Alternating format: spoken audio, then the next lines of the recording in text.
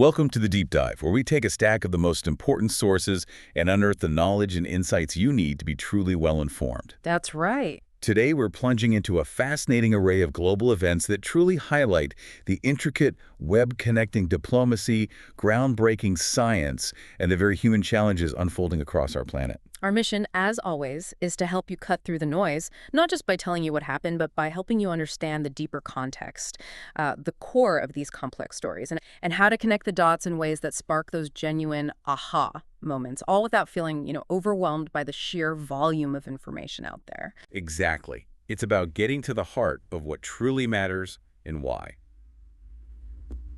We've got a lot of ground to cover today, so let's jump right in. We're going to start in the realm of high-stakes international relations, focusing on a summit that really got the world talking: geopolitics and diplomacy, the Alaska Summit and Ukraine's future. Okay, let's unpack this with one of the most talked-about events this past week: the summit between United States President Donald Trump and Russian President Vladimir Putin. This wasn't just any meeting. It took place in Anchorage, Alaska.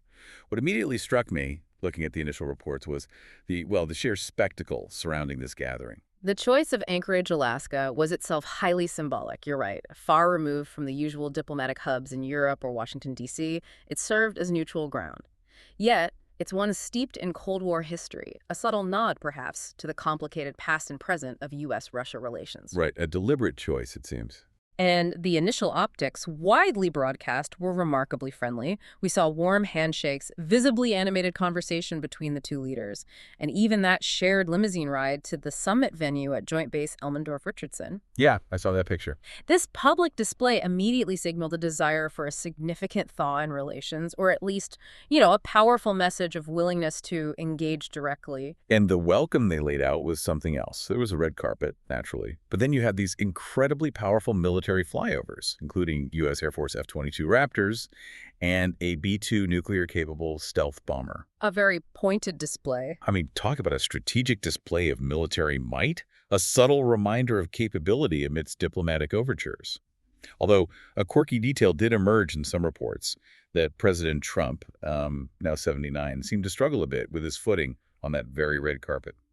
Well, yes. Just a small, unexpected human moment amidst all the high-stakes, choreographed diplomacy. It does add an unexpected layer, doesn't it? It really does. So after the ceremonial welcome, the core of the meeting began. What do we know about what happened behind closed doors? Reports indicate it lasted between 6 to 7 hours, largely behind those closed doors. 6 to 7 hours. That's a long time. It is. And this exclusion of reporters, the absence of immediate public statements, it created an air of intense private negotiation. The primary stated aim, as widely reported, was to discuss the ongoing conflict in Ukraine, alongside other critical global issues, of course, like broader security concerns and bilateral cooperation between the two nations. So after all that carefully managed pomp and circumstance and those hours of closed-door discussions, what did the leaders themselves actually say about the progress? Did they truly manage to move the needle on Ukraine, or was it more about setting a new tone? Well, looking at it from Russian President Putin's perspective, the talks were characterized as constructive and useful. He expressed a sincere desire to end hostilities in Ukraine and notably emphasized the fraternal ties that he believes exist between the Russian and Ukrainian peoples. Fraternal ties. That's a specific framing. It is.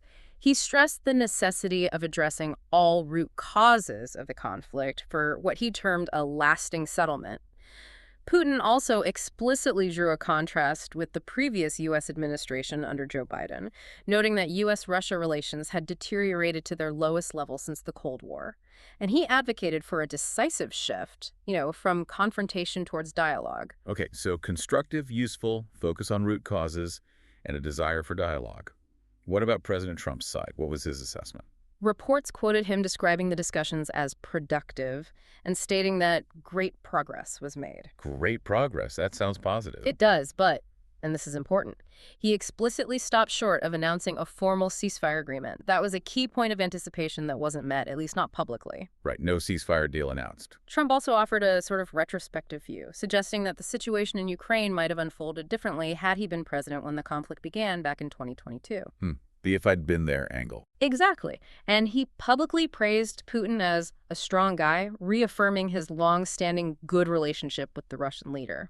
So definitely a positive tone overall from Trump, but with that caveat about the ceasefire. And then there was this talk, something about a land swap. That sounds pretty major. Yes, that emerged from an interview President Trump gave afterwards. He claimed that a land swap and security guarantees had been largely agreed upon as a potential path to end the Ukraine war. Largely agreed upon, but not fully. Precisely. He crucially chose not to disclose what he termed a significant remaining disagreement. A significant remaining disagreement involving a land swap. Well, that feels like a pretty massive understatement, doesn't it? It certainly does. I mean, that's not exactly a minor detail to iron out in any peace negotiation. No kidding. But the very discussion of a land swap, even if it didn't result in a concrete deal at this summit, signals a potentially radical shift, a shift in the negotiating parameters for Ukraine. It suggests moving away, perhaps, from absolute territorial integrity as the sole basis for peace. Towards something more transactional, trading land for security or other concessions. Potentially a more complex, certainly controversial framework for future settlements. It definitely points to a deeper discussion than just handshakes and photo ops. Despite that huge sticking point, though, what about looking ahead? Was there talk of future meetings? Yes, and this was quite notable. Putin extended a direct invitation to Trump for future peace talks in Moscow. He even switched to English to make the gesture, which was picked up by reporters there. Switch to English. Okay, that's a deliberate signal. It seems so, and Trump, in turn, indicated he could foresee such a meeting happening. So this wasn't just a one-off. It signals more than just a momentary thaw, potentially, a move towards sustained direct dialogue. It absolutely could. It could represent a significant reorientation of U.S.-Russia relations, shifting from that primarily confrontational stance we've seen to one that emphasizes direct engagement, even if that engagement is, complex and fraught with underlying tensions. But the implications go way beyond just the U.S. and Russia, right? What about Ukraine itself in all this? That's a critical point. Trump made it explicitly clear that he was not present to negotiate on behalf of Ukraine. Wow. Okay, that's a very direct statement. It is, and it highlights a profound shift in diplomatic dynamics. It implies a bilateral approach, at least initially, that sidelines the direct involvement of Kiev in these top-level discussions. Which must be incredibly frustrating for Ukraine. Undoubtedly. Furthermore, President Trump levied an accusation against his predecessor, former President Biden, of inadvertently uniting China and Russia. He suggested these two powers historically should have been adversaries, implying a missed strategic opportunity by the previous administration. The classic strategic argument about driving adversaries together, a common theme. And Russia's foreign ministry spokeswoman, Maria Zakharova, certainly seized on the warm diplomatic reception Trump received. She argued that the summit contradicted the narrative of Russia's international isolation, stating it prompted a frenzy among Western media. So for Russia, the optics were key too, showing they aren't isolated, that the U.S. president is willing to meet. Exactly. The optics, demonstrating a willing and high-profile interlocutor in President Trump, seem to have been just as important as any concrete policy outcomes, at least from Moscow's perspective. Okay, so that's the view from Moscow and Washington.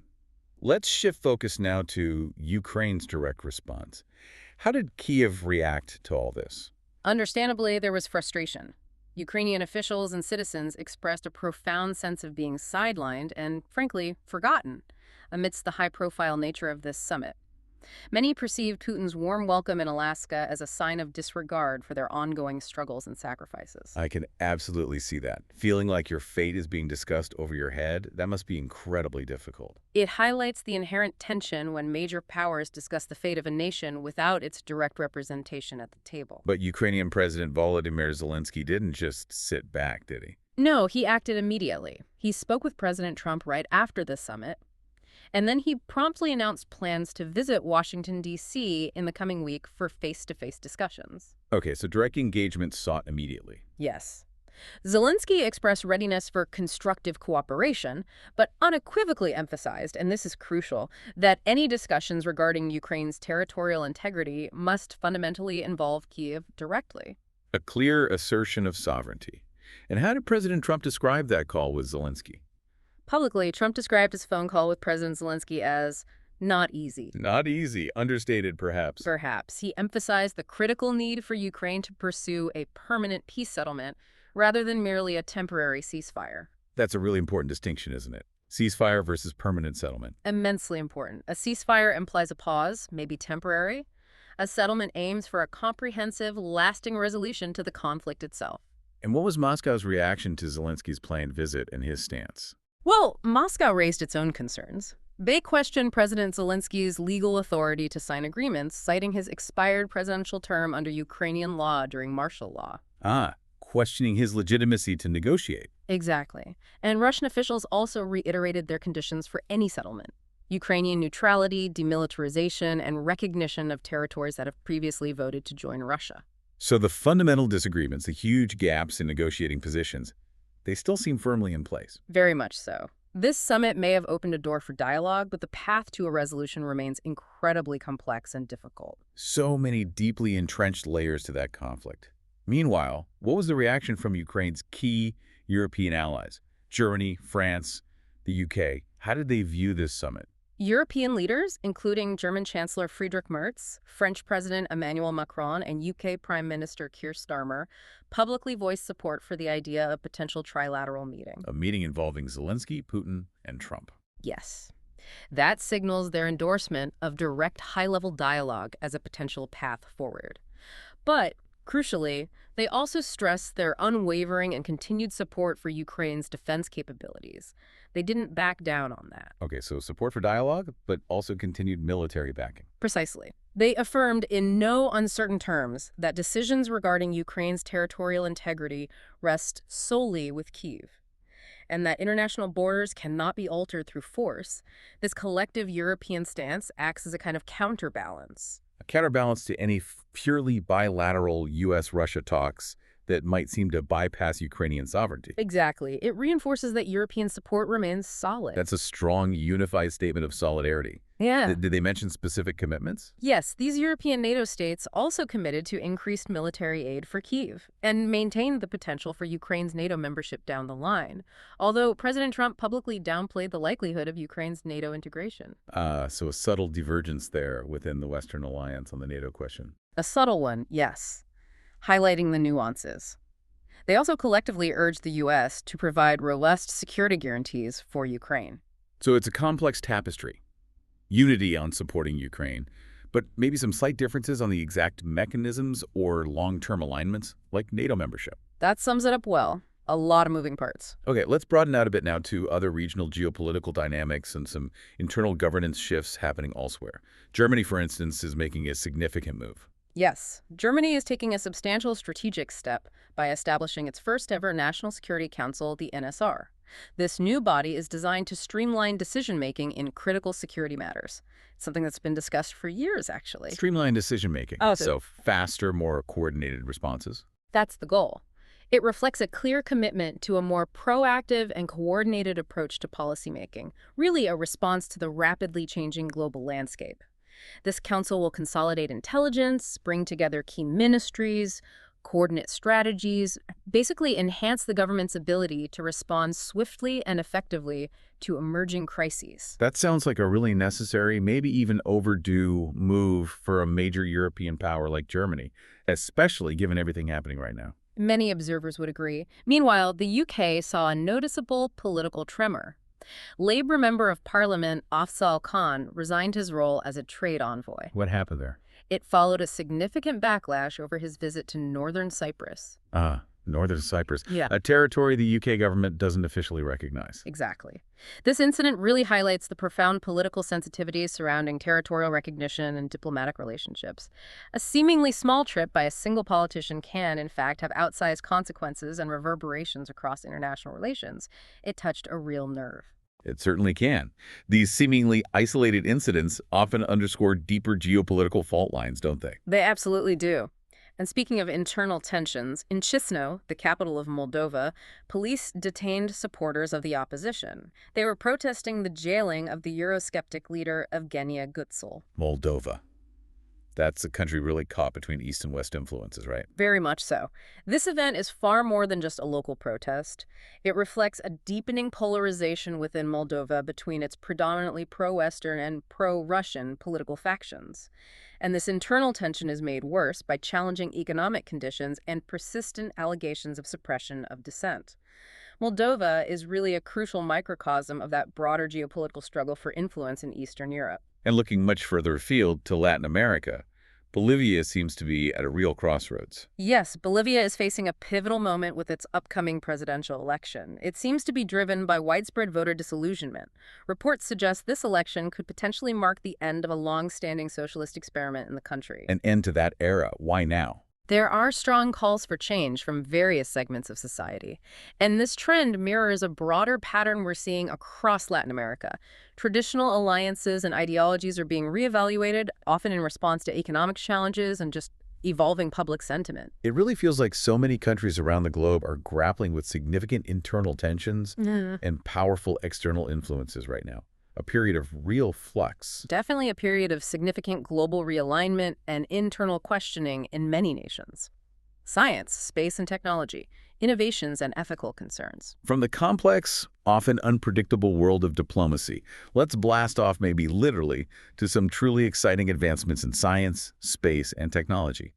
This is where human ingenuity really shines, constantly pushing boundaries. First up, the U.S. National Aeronautics and Space Administration, or NASA, has been cooking up something pretty cool, literally maybe, given the temperatures involved. They certainly have, and it's potentially a real game changer for aerospace. NASA has developed a groundbreaking new metal alloy.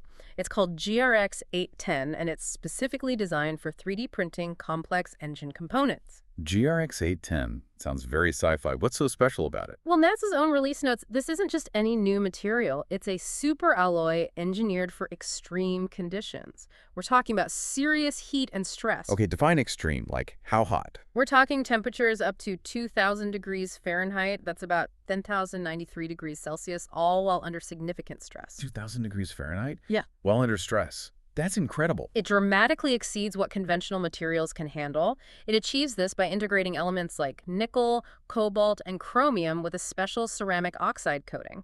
It's a precise combination, engineered to enhance its heat resistance and structural integrity. Wow. My kitchen oven barely hits 500 Fahrenheit. This stuff is working at 4 times that temperature. Unbelievable. Who's making this commercially? A company called Elementum 3D is producing GRX-810 commercially now. And what are the applications? Beyond NASA's own rockets, I assume. Oh, absolutely. The implications are vast. We're looking at its use in crucial components like flow sensors, for example. Using this alloy could vastly improve engine performance and fuel efficiency, which directly bolsters the U.S. space economy and its competitive edge in aerospace, both for government and commercial ventures. So better, stronger, more efficient engines for space travel and potentially even high-performance aircraft. Exactly. These advancements in 3D printing combined with material science represent a profound leap forward. It pushes the very boundaries of what's possible. Okay, that's seriously impressive. From sending tougher materials into space, let's pivot now to saving lives right here on Earth. Researchers at Arizona State University have unveiled something that sounds truly revolutionary in medical diagnostics. This is a remarkable breakthrough, yes. It has immense global health potential. They've introduced something called NASARED. NASRED, what does that stand for? It stands for Nanoparticle-Supported Rapid Electronic Detection. Okay, and what makes it so revolutionary? 2 things mainly. Its accessibility and its capability. First, it's incredibly affordable, costing just $2 per test. $2 for a medical diagnostic. Exactly. And second, its capability. It can identify lethal diseases like COVID-19, Ebola, acquired immunodeficiency syndrome, AIDS, and even Lyme disease, all from just a single drop of blood. 1 drop of blood. And how fast are the results? Highly precise results within a remarkably quick 15 minutes. 15 minutes and $2. Ah. That's not just incredible, it feels transformative. It really does. Think about the global health impact, especially in low-resource environments, remote villages, refugee camps, places where traditional, expensive lab testing is often limited or just unavailable. Right. Getting quick diagnoses in those settings could save countless lives. Absolutely. Infectious diseases tragically claim over 10 million lives annually worldwide. This technology has the potential to drastically reduce that toll by enabling rapid, widespread testing and intervention. And are hoping to make it even more accessible. Yes, the researchers are highly optimistic about developing a user-friendly, at-home version eventually. Wow.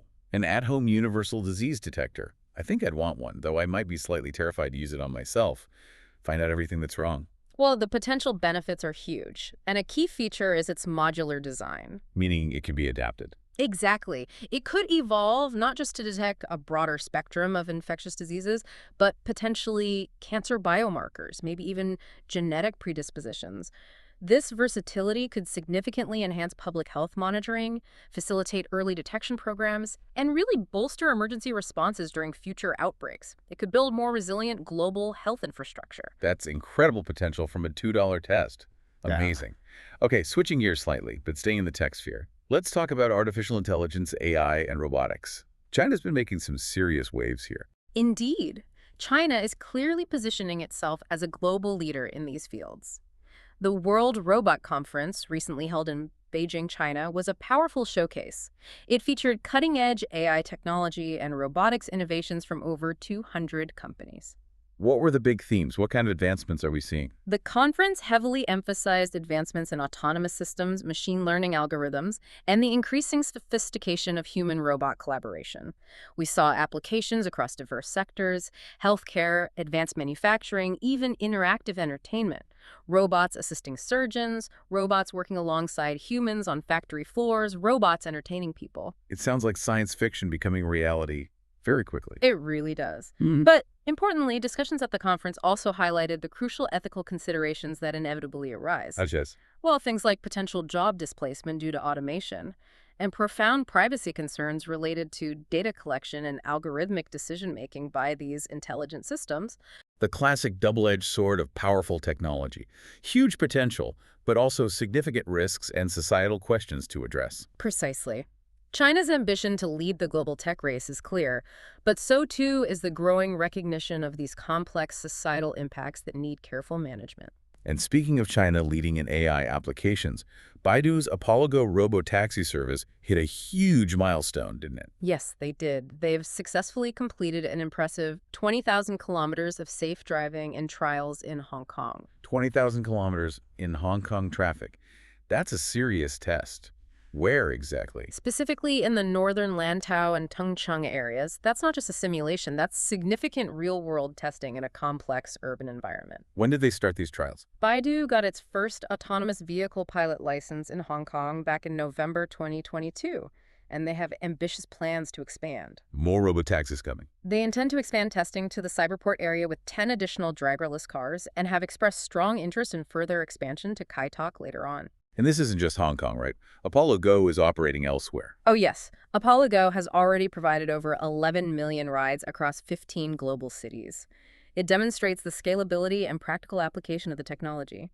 They've recently expanded into Dubai in the United Arab Emirates and Abu Dhabi, the capital of the UAE, as well. 11 million rides. Yeah. Wow. It's really moving from experiment to everyday service in some places. So much for my backup career as a taxi driver. Well, the technology is certainly maturing rapidly, but all this incredible technological progress, as we just touched on with the robot conference, it inevitably brings us to some critical ethical dilemmas and increasing geopolitical scrutiny. Right. The responsibility that comes with this power. Mm-hmm. What are some examples? Well, here's a concerning one. The U.S. Senate is currently investigating Meta, the parent company of Facebook. Meta. What about? It's following findings that indicated its AI chatbots could potentially engage minors in romantic or sensual interactions. Engage minors Um, romantically oh, but by an AI chatbot. That sounds incredibly disturbing. It is very concerning. This investigation was prompted by a report that detailed Meta's internal guidelines, which, alarmingly, appeared to allow such interactions under certain circumstances. Allowed them. How? The details are complex, but the implication was that the safeguards weren't sufficient. Meta is now rapidly revising its policies amidst escalating regulatory scrutiny over critical issues like children's privacy and online safety. I should hope so. Yeah. That situation starkly underscores the urgent need for robust ethical frameworks in AI development, doesn't it? Especially when it comes to protecting vulnerable populations like children. Absolutely. A profound ethical minefield that tech companies are navigating, or perhaps, as you said earlier, failing to navigate adequately in some cases. And on the broader geopolitical tech front, tensions seem to be rising there too. Yes, Chinese state media has publicly accused the United States of being a surveillance empire. A surveillance empire. What prompted that? The accusation stems from alleged tracking devices reportedly found in semiconductor shipments destined for China. Tracking devices in semiconductors. From the U.S. That's the allegation being reported. It fuels deep-seated concerns from Chinese officials about what they perceive as aggressive U.S. scrutiny of Chinese tech companies.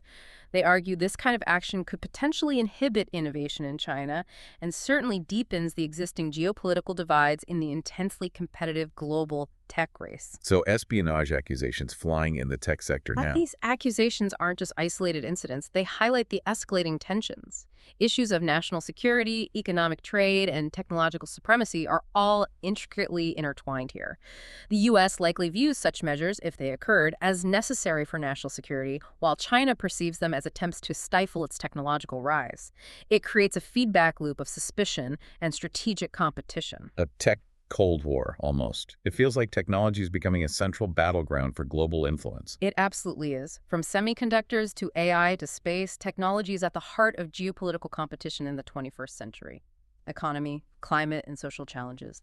Navigating global pressures. All right, let's pivot now to the economy, our climate, and some pressing social challenges. These are the underlying currents that affect virtually everyone on the planet, often in very immediate, very tangible ways. And right now, there are some serious economic trends and market warnings that are making headlines and prompting considerable caution. We're certainly seeing some bold moves. For instance, in the cryptocurrency space, Michael Saylor, the chairman of Strategy Inc., is embarking on a remarkably ambitious venture. Sailor. He's a big Bitcoin proponent, right? A very big one. He's launching a high-stakes, $100 billion credit initiative. $100 billion. Credit for what? Aimed squarely at accelerating Bitcoin adoption on a global scale. It reflects Saylor's profound conviction in Bitcoin's potential to fundamentally revolutionize finance and reshape the global economic landscape. $100 billion. That is, Yeah. That's not just a modest investment, is it? That's a colossal bet. It's a massive bet on the future of decentralized currency. And as you can imagine, it's sparking significant interest, but also a tremendous amount of caution and probably a healthy dose of skepticism within the broader financial community. I'll bet. And speaking of caution, Bank of America has put out a chart that's got people talking about a potential stock market bubble. Yes, that chart has been making the rounds. It depicts certain market metrics that are strikingly similar to previous market peaks. Peaks that often came before significant downturns. Historically, yes. Analysts at Bank of America are quite clear in their commentary. They suggest the current market situation must be fundamentally different from past cycles to avoid a similar downturn. So it's not a prediction of a crash, but more of a warning signal. Exactly. Their analysis serves as a critical warning, urging a high degree of caution and reminding investors of historical patterns. Assess the fundamentals carefully is the message. Okay, caution in the markets. Meanwhile, on the international trade front, there's significant tension brewing involving South Africa and the U.S. Yes, South Africa's Deputy President Paul Mashatile issued a stark warning. He spoke of severe production cuts and widespread job losses in their domestic automotive industry. Why? What's the threat? It hinges on whether a favorable trade agreement with the U.S. is reached. The U.S. has proposed a hefty 30% tariff on South African automotive exports. 30%? That would be crippling for any export industry. Yeah. How important is the auto sector to South Africa? It's vital. It accounts for a substantial 22.6% of South Africa's total manufacturing output and 5.2% of their national gross domestic product, or GDP. And crucially, it directly employs over 115,000 individuals. Wow. So this isn't just a trade dispute statistic. A 30% tariff is a direct threat to the livelihoods of over 100,000 families and a significant chunk of the nation's economy. Precisely. It underscores the delicate balance of international trade relations and how quickly policy shifts can have immediate, tangible, and often painful consequences for real people and specific industries. A stark reminder.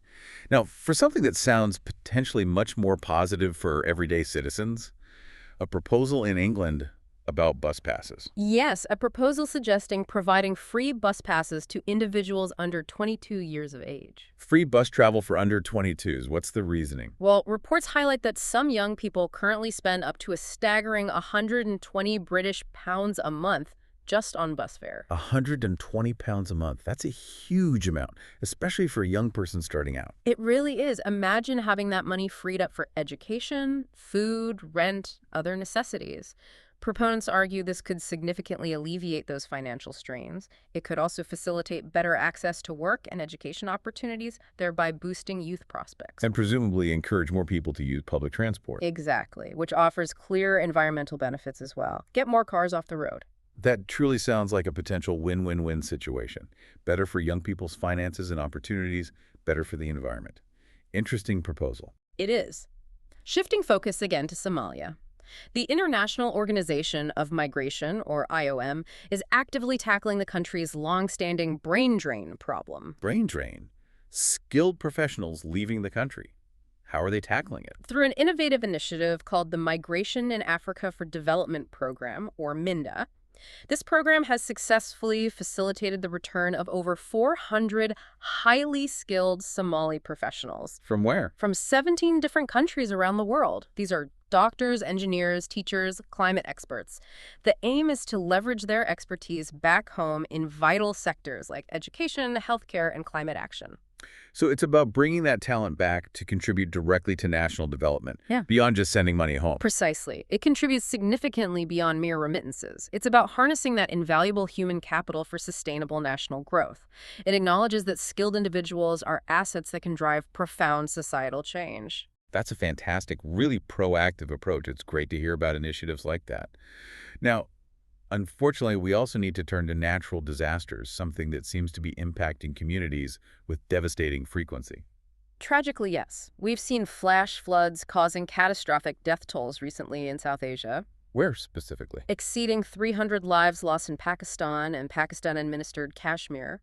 The floods also severely affected parts of India-administered Kashmir and Nepal. 300 lives. Yeah. Just awful. What triggered these floods? Exceptionally intense monsoon rains.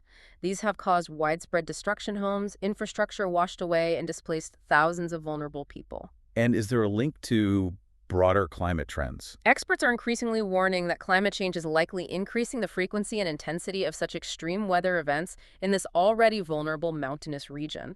It makes long-term adaptation and building resilience absolutely paramount for these communities. 300 lives lost, thousands displaced. It's absolutely devastating. A stark reminder of the human cost of these intensifying weather events. And the threats aren't letting up elsewhere, are they? There's hurricane activity. That's right. Hurricane Erin, the first hurricane of the Atlantic season, has intensified. What category is it now? It's become a Category 2 storm, packing 100 miles per hour sustained winds. It was last located northeast of Anguilla in the Caribbean. And is expected to strengthen further. The forecast suggests it could escalate further, yes.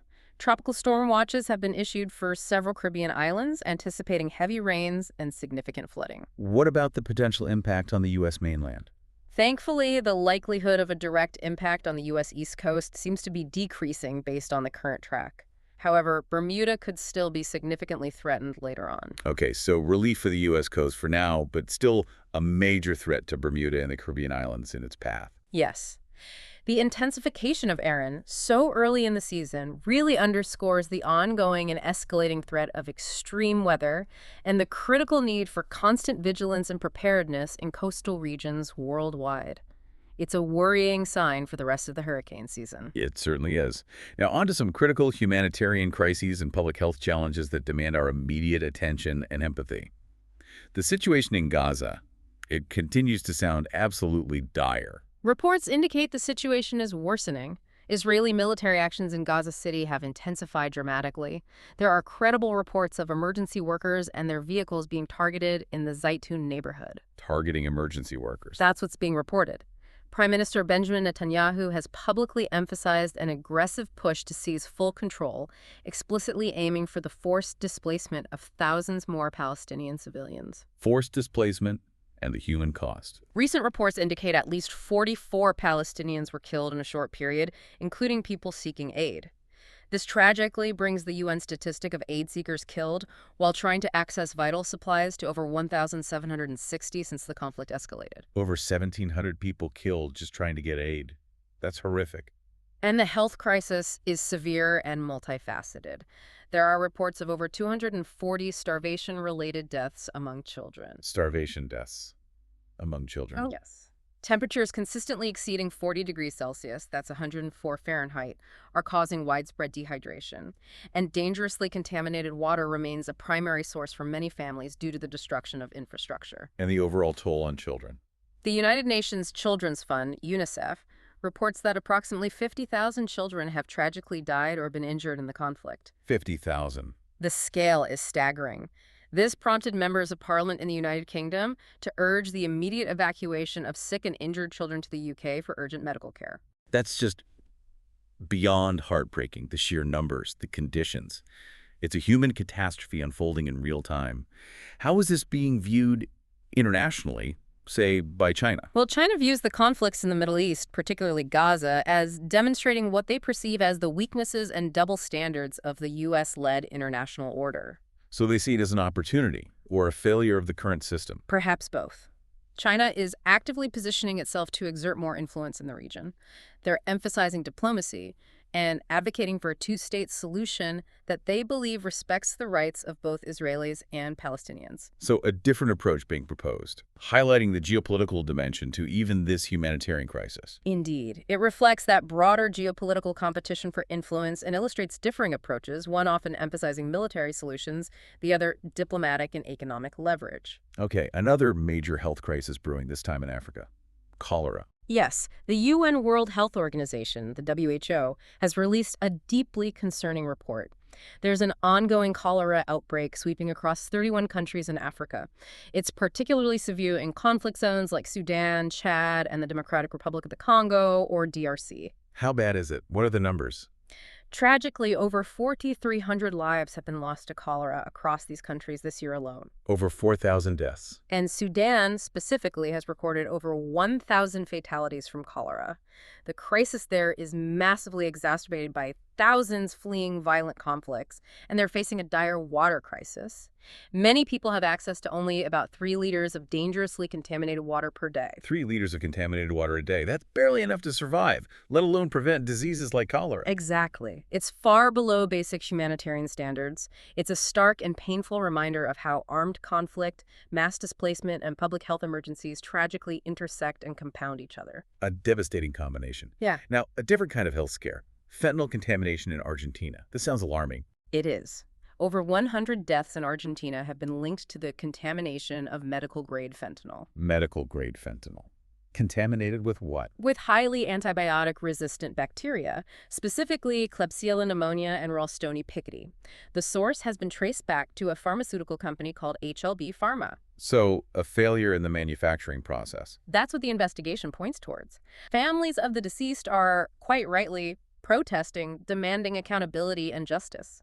The government has publicly placed blame on the company owner, investigations are ongoing, and company assets have been seized. This raises huge questions about pharmaceutical safety, doesn't it? Regulatory oversight, corporate responsibility. Absolutely. It's a tragic situation reminding us that even supposed medical products can become deadly if safety standards and oversight fail catastrophically. And closer to home for many of our listeners in the United States, COVID-19 seems to be making a comeback. A summer wave. Yes. The U.S. is currently experiencing a noticeable resurgence of COVID-19 cases. We're seeing significant spikes reported in states like Florida and Indiana. And this is raising concerns again about Vaccination rates, especially as schools prepare to reopen for the new academic year. It highlights the ongoing uncertainty surrounding the future trajectory of COVID-19. And it underscores the persistent need for effective, adaptable vaccination strategies and continued public health awareness. It really feels like COVID, despite our hopes, is just still part of the landscape we have to navigate. Indeed.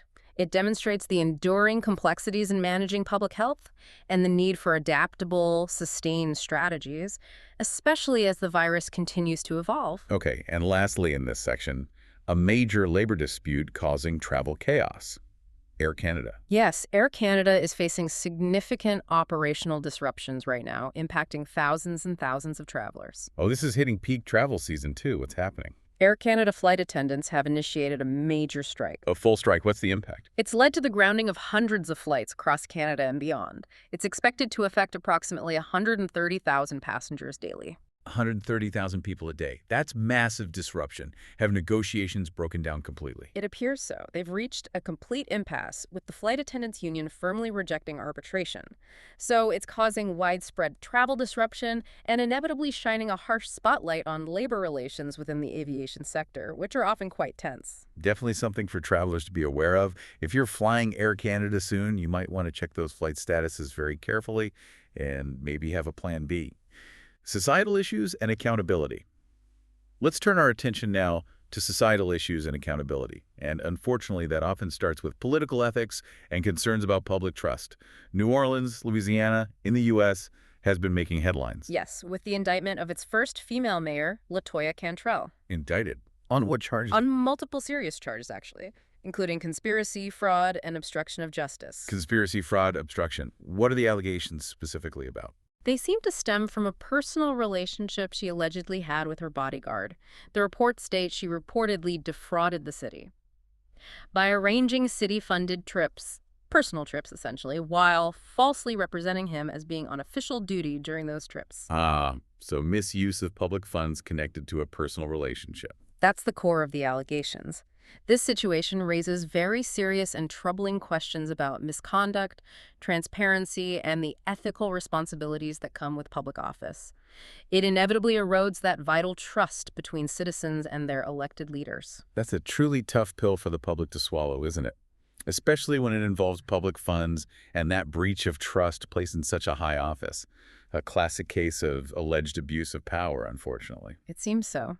And speaking of accountability within the justice system itself, we have a deeply disturbing story out of a county jail in Colorado in the U.S.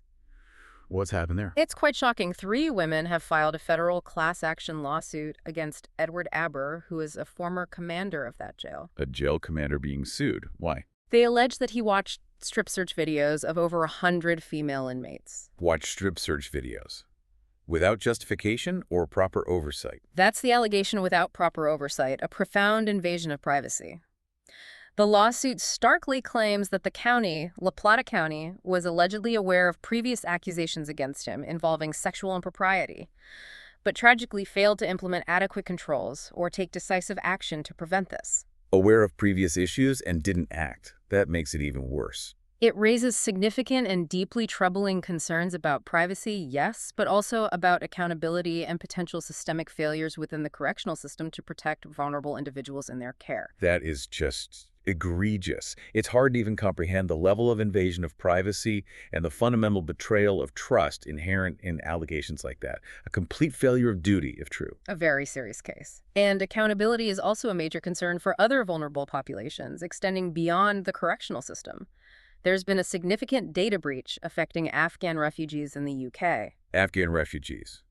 Their data breached. Yes, a cyber attack compromised the personal data of approximately 3,700 Afghans who had been resettled in the United Kingdom. And this breach occurred not at a government agency directly, but at a company that was collaborating with the UK Ministry of Defence, the MOD. A third-party company handling sensitive refugee data. Apparently so.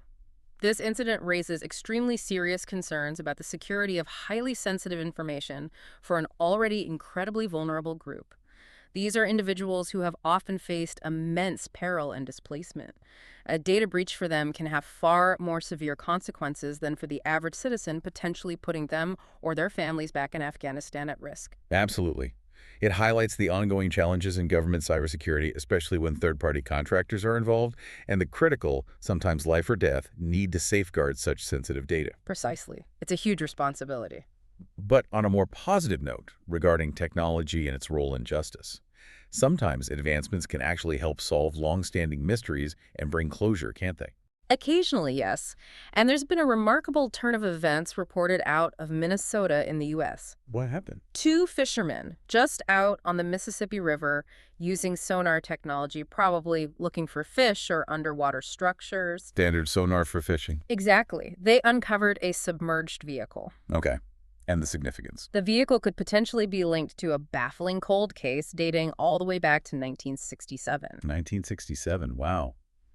A car submerged since then. Potentially.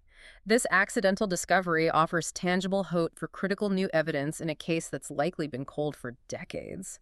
It powerfully illustrates how advancements in seemingly unrelated technologies like consumer-grade sonar can, in unforeseen ways, aid in solving long unsolved cases. It could potentially provide crucial answers and a measure of closure for families who have waited half a century or more. That's truly remarkable, isn't it? Imagine just going fishing and stumbling upon a piece of history, or rather, a critical clue to a mystery that has stumped investigators for decades. Incredible. A testament to persistence, technology, and sometimes just sheer luck. Okay, moving now to human rights and cultural expression. There is a deeply worrying development reported from Thailand involving censorship. Yes, concerning a recent art exhibition in Thailand. This exhibition featured powerful works by Tibetan, Uyghur, and Hong Kong artists. What was the theme of their work? These artists were bravely highlighting issues of oppression and the struggle for cultural identity under Chinese rule. They were bringing global attention to often suppressed narratives. Difficult and sensitive topics, certainly. What happened to the exhibition? It faced significant and immediate censorship, reportedly instigated by Chinese authorities exerting pressure. Ultimately, it led to the exhibition's abrupt cancellation. Canceled due to pressure from China, even though it was in Thailand. That's what the reports suggest. This incident starkly underscores a broader, chilling pattern of suppression against artists who dare to express dissent regarding Chinese government policies. And tragically, one of the featured artists is currently reported to be on the run due to ongoing persecution related to their work. On the run, just for their art. That's terrifying. It's a powerful reminder of how art, which seeks to express truth or challenge power, can be seen as a profound threat by authoritarian regimes, and the lengths some authorities will go to silence it, even beyond their own borders. A truly disturbing illustration of the global struggle for freedom of expression and the chilling effect of censorship extending internationally. And sadly, related to hatred and intolerance, we also saw a deeply disturbing act of anti-Semitism reported in France recently. Yes, French President Emmanuel Macron publicly condemned the felling, the chopping down of a tree memorial. A memorial tree. Dedicated to whom? Dedicated to Ilan Halimi. He was a young Jewish man who was brutally murdered in a horrific anti-Semitic attack back in 2006. Very notorious case in France. And someone cut down the tree planted in his memory. Yes. Macron described it in very strong terms, calling it an act of hatred and, quite powerfully, an attempt to kill him a second time. He emphasized the ongoing painful struggle against anti-Semitism, not just in France, but globally. An attempt to kill him a second time. Ah. That's a chilling way to put it. It underscores that such acts aren't merely vandalism. They are deeply symbolic assaults. They highlight the persistent challenges in combating hatred and ensuring safety and dignity for all communities. Historical prejudices are still manifesting in dangerous ways today. A truly awful act. Finally, let's touch on ethics in sports and their broader social impact. These incidents often hold up a mirror to wider societal issues, don't they? They very often do. And we had a deeply unfortunate incident in English football during a Premier League match between Bournemouth and Liverpool. What happened? Bournemouth player Antoine Semenyo reported hearing racist abuse directed at him from someone in the crowd. Racist abuse during the match. Yes. It led to a temporary halt of the game while stewards and police dealt with the situation, and subsequently an arrest was made. Okay, at least there was immediate action and an arrest. Yes, the response was swift. But the incident itself tragically highlights the ongoing issues of racism that continue to plague professional football, and indeed, wider society. It prompted robust reactions, condemnations from players, clubs, the league, fan groups, leading to renewed calls for stronger measures, a zero-tolerance approach, and greater unity within the sport. The goal being to ensure an inclusive and safe environment for all players, regardless of their background. It feels like a battle that constantly needs fighting. It does. The quick response and arrest are crucial steps, but they also underscore the persistent nature of the problem and the work that still remains to eradicate prejudice from the game and beyond. And shifting to American college athletics. A major scandal hit a very prominent program, didn't it? Michigan football. Yes, the University of Michigan football program has faced substantial penalties from the NCAA, the National Collegiate Athletic Association. Penalties for what exactly? For a sign-stealing scandal. It involved allegations of improper in-person scouting and attempts to decipher opponents' signals. Sign stealing. That sounds like elaborate cheating. What were the penalties? Hefty fines for the university, recruiting restrictions, probation for the program, and significantly, a 10-year show cause penalty for its now former head coach, Jim Harbaugh, who has since moved to the NFL. A 10-year show cause. What does that actually mean? Essentially, it means that if another college wanted to hire Coach Harbaugh during that 10-year period, they would have to appear before the NCAA committee and present a compelling case, showing cause why he shouldn't face restrictions due to his past misconduct at Michigan. It makes it very difficult, though not impossible, for him to return to college coaching during that time. Okay, so serious consequences. This whole episode raises important discussions, doesn't it? About ethics, fair play, accountability in college sports. Absolutely. Where the stakes, financial, reputational, competitive, are surprisingly high. It reflects broader societal pressures, perhaps, to win at all costs and the need for strong ethical guardrails and accountability measures. Whether it's professional football or college athletics, these cases ultimately reflect that wider societal need for ethical conduct, fair play, and robust accountability across all public spheres, not just in the arena of competition. Well said. They serve as reminders that integrity really is paramount, regardless of the perceived importance of the game or the pressure to succeed. Outro. Wow, what an incredible deep dive we've had today. We've covered so much ground. From the high-stakes world of international diplomacy in Alaska and its very personal implications for places like Ukraine, to the intricate details of cutting-edge science and technology alloys that withstand incredible heat, $2 disease detectors, robo-taxes becoming reality. It's really reshaping our world. And then, of course, the pressing economic, climate, and social challenges facing communities globally, from devastating floods to complex ethical questions. A lot to process. Indeed, these stories, diverse as they are, consistently remind us just how interconnected our world truly is. You see threads linking everything, and you see how quickly events can unfold, impacting lives from, a local community in Pakistan hit by floods, to global financial markets reacting to a credit initiative, or even the ethical considerations facing a massive tech company based in California. Understanding these nuances, seeing the bigger picture beyond the single headline, is absolutely crucial in a world grappling with just an overwhelming amount of information. And it really is a testament to the power of staying informed, isn't it? Of looking beyond just the headlines to try and understand the underlying currents, the deeper implications shaping our future. As we continue to navigate a world where information spreads, well, as quickly as a new virus or a flash flood, perhaps the true deep dive isn't just in understanding the news itself, but in discerning how we choose to react to it as individuals and perhaps as a global society. So much to think about there. What stands out to you from today's dive? What connections did you make? And what we maybe choose to explore further after this? Thanks for diving deep with us. We'll be back soon with more insights.